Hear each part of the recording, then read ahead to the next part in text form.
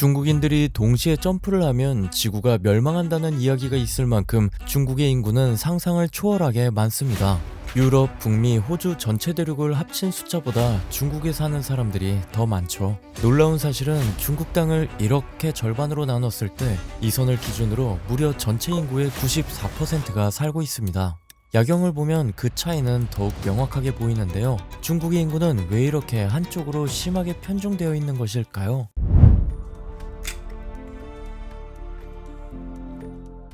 2, 3세기 중국 대륙의 춘추전국 시대를 묘사한 삼국지.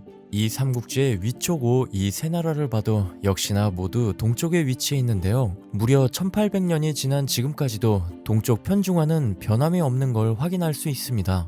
땅덩어리가 너무 크다 보니 동쪽과 서쪽은 서로 다른 나라로 봐도 이상하지 않을 만큼 반대되는 환경을 가지고 있는데요. 중국의 서쪽에는 고산지대와 사막이 대부분을 차지하고 있죠. 예를 들어 티베트 고원이나 쿤룬 산맥 같은 높고 험준한 지역들이 있는데요. 티베트 고원만 해도 세계의 지붕이라고 불릴 만큼 해발 고도가 높죠. 그러다 보니 공기도 희박하고 날씨도 춥고 건조해요. 이런 곳에서 농사 지으라고 하면 지을 수 있겠어요? 이런 조건에서는 식물도 자라기 힘들고 물도 구하기 어렵습니다. 돈 줘도 못해요. 단순하게 생존을 하기 위해서 필요한 기본적인 자원들조차 부족하니 자연스럽게 사람도 많이 모일 수가 없는 거예요. 또 서쪽에는 타클라마칸 사막 같은 광활한 사막 지역도 있습니다. 이 사막은 한번 들어가면 살아서 나오기 힘들다는 뜻의 이름을 가지고 있을 정도로 정말 혹독한 환경을 자랑해요. 하루 종일 타는 듯한 더위에 밤이면 기온이 급격히 떨어지고 비도 거의 오지 않아요. 먹을 것도 물도 찾기 힘든 이런 사막에서 사람들이 대규모로 모여 사는 건 사실상 불가능이죠. 이제 눈을 돌려서 중국 동쪽을 살펴볼게요. 먼저 눈에 띄는 건 매끈하게 잘 빠진 넓고 비옥한 평야지대인데요. 중국 3대 평야들 역시 동쪽에 싹 다 몰려있는데 이것만 봐도 감사합니다 하고 절에도 모자랄 판에 중국을 대표하는 강 황하강과 양쯔강까지 보유하고 있죠. 황하강은 강 길이 4,675km로 세계 5위의 큰 강이고 발원지에서 하구까지의 낙차가 4,830m인데요. 장강은 길이가 6,300km로 중국 내 1위, 전 세계 3위의 강이고 중국 중부의 11개성, 직할시, 자치구를 경유합니다. 이 거대한 강 두 개가 흐르고 있으니 그야말로 사람들이 먹고 살기 좋은 환경, 파라다이스가 자연스럽게 만들어진 것이죠.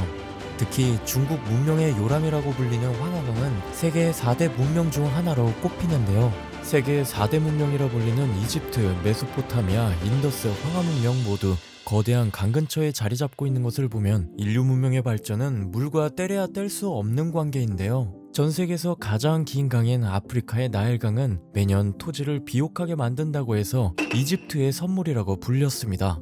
동부 아프리카에 위치한 대부분의 국가를 관통하는 나일강은 적도 이남의 내륙 아프리카에 이르는 유일한 고대 교통로였죠. 사막에 위치한 이집트 문명이 어떻게 이렇게 발전할 수 있지 하실 수 있을 텐데요. 나일강은 아프리카 동부에 있는 빅토리아 호수로부터 시작되는데 이 빅토리아 호수 인근은 열대우림 지역에 속하기 때문에 매일 많은 양의 비를 내리는 곳입니다. 한마디로 나일강의 하류는 사막일지라도 나일강의 상류는 엄청난 양의 수온을 가지고 있는 것이죠.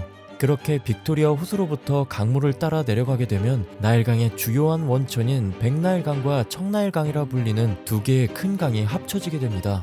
이 지역 역시 우기 때는 엄청난 양의 강수량을 만들어내는 곳이죠.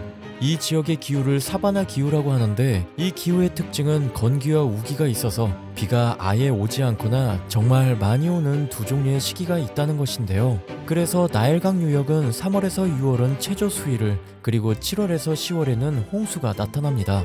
그렇기 때문에 건조한 사막이라도 홍수 때마다 나일강의 정기적인 범람으로 인해서 자동적으로 운반되어진 유기물에 의해 기름진 농지가 형성이 되고 수확량이 풍부한 곡창지대로서 이집트인들에게는 삶의 터전이 됐습니다.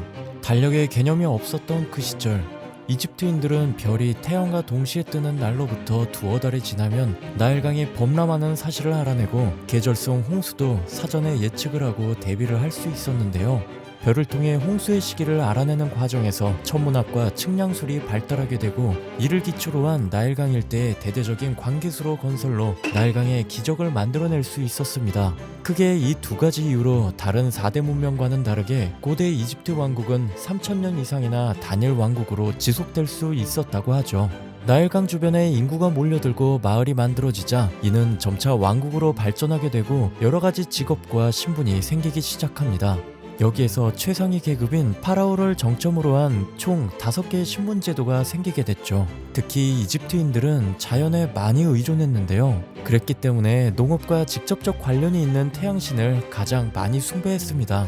이 태양신이 그 유명한 태양신 라인데요. 시간이 지나면서 이 태양신 라는 이집트인들에게 최고의 신으로 숭배되게 됩니다. 파라오라고 불리는 이집트의 왕을 이 태양신의 아들로 생각했고, 왕의 무덤인 피라미드가 이때 만들어지게 되죠. 사후세계를 중시하는 종교관의 영향으로 파라오들은 죽어서도 부귀영화를 누리길 원해서 피라미드를 만들었고, 내부에는 엄청난 양의 금은보화 등 미이라로 만든 파라오의 시신과 함께 보관했죠.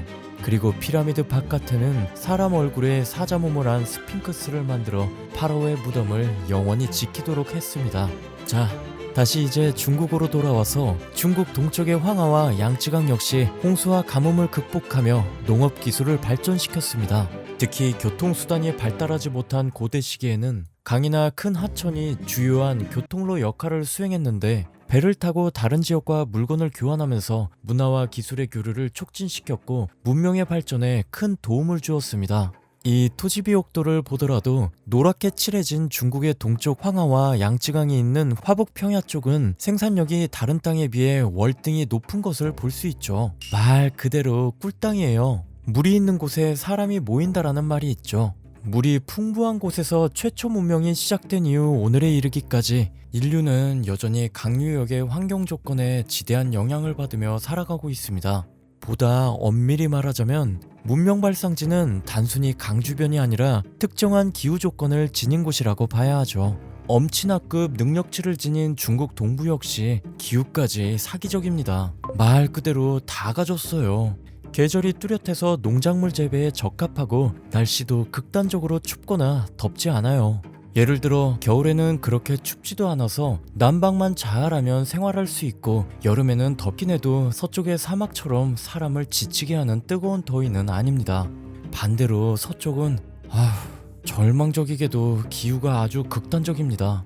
겨울에는 뼛속까지 시린 추위가 찾아오고, 여름에는 너무 뜨거워서 생활 자체가 힘들어요. 특히 고산지대는 여름에도 춥고 겨울에는 영하 수십 도까지 떨어지는 경우도 많습니다. 중국의 오랜 역사적 배경을 살펴보더라도 아주 굵직한 역사적 사건들도 대부분 동쪽에서 일어난 것을 알 수 있습니다.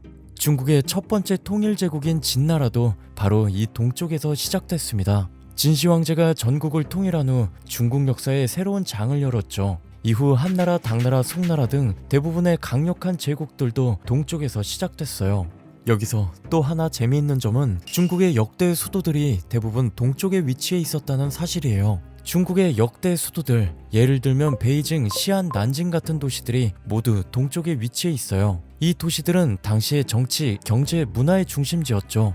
베이징을 예로 들어볼까요? 베이징은 명나라와 청나라 시기에 수도로 지정되면서 급속히 발전했어요. 그 당시 베이징은 중국의 정치적 중심지였을 뿐만 아니라 동북아시아 전체에서 중요한 도시로 자리 잡았습니다. 베이징의 위상은 시간이 지날수록 더욱 커졌고 지금도 중국의 수도로서 그 역할을 하고 있는 것이죠. 그리고 명나라와 청나라 시기로 넘어가면 동쪽의 해안 도시들이 특히 중요한 역할을 하게 됩니다. 이 시기에 동쪽 해안선에는 수많은 항구 도시들이 형성되었고 외국과의 무역이 활발해졌어요. 이로 인해 상하이, 광저우, 텐진 같은 도시들은 국제무역의 중심지로 떠올랐고 무역이 활발해지면서 이 지역들은 상업이 번성하면서 경제적으로 크게 발전했어요. 반면에 중국의 서쪽은 어땠을까요? 서쪽은 주로 국경 방어를 위한 지역으로 이용됐습니다. 여기에는 티베트, 신장, 내몽골 같은 국경 지역들이 포함되는데요. 이곳들은 외세 침입을 막기 위한 중요한 방어선 역할을 했어요. 그래서 이 지역들은 상대적으로 군사적인 중요성은 컸지만 경제나 문화적으로는 덜 발전했습니다. 이렇게 중국의 역사를 살펴보면 수천 년 동안 쌓여온 역사적 배경이 결국 오늘날의 인구 분포에 큰 영향을 미친 것을 알 수 있습니다. 이 넓은 땅이 그대로 방치되고 있는 게 너무 아까울 순 있지만 중국 정부는 아직도 서부 발전을 위해 힘쓰고 있다는 모습은 찾아볼 수 없습니다. 그러다 보니 앞으로도 동부와 서부의 인구 문제는 해결되기 어렵다는 주장이 나오고 있는 것이죠. 또한 중국의 최근 몇 년간 가지고 있는 문제점이 있죠. 바로 인구 감소 문제인데요. 올해 2월 기준 중국 통계국 발표에 따르면 중국 인구는 지난해 말 기준 대비 208만 명이 감소했는데요. 2년 연속 인구가 감소한 중국은 지난해 세계 1위 인구대국 자리를 인도에게 내어준 데 이어 2035년이면 14억 명을 밑돌게 될 것이라는 전망이 나오고 있습니다. 중국이 인구가 줄어드는 이유는 신생아의 수가 줄어들고 있기 때문이죠. 이러한 인구 감소 문제는 중국 전역에 걸쳐서 나타나고 있는데 안 그래도 서부 인구가 적은 상황에서 인구까지 줄어들고 있으니 문제가 더 심각해질 것 같네요. 오늘 영상은 여기까지입니다. 지식타임즈를 시청해주셔서 감사합니다.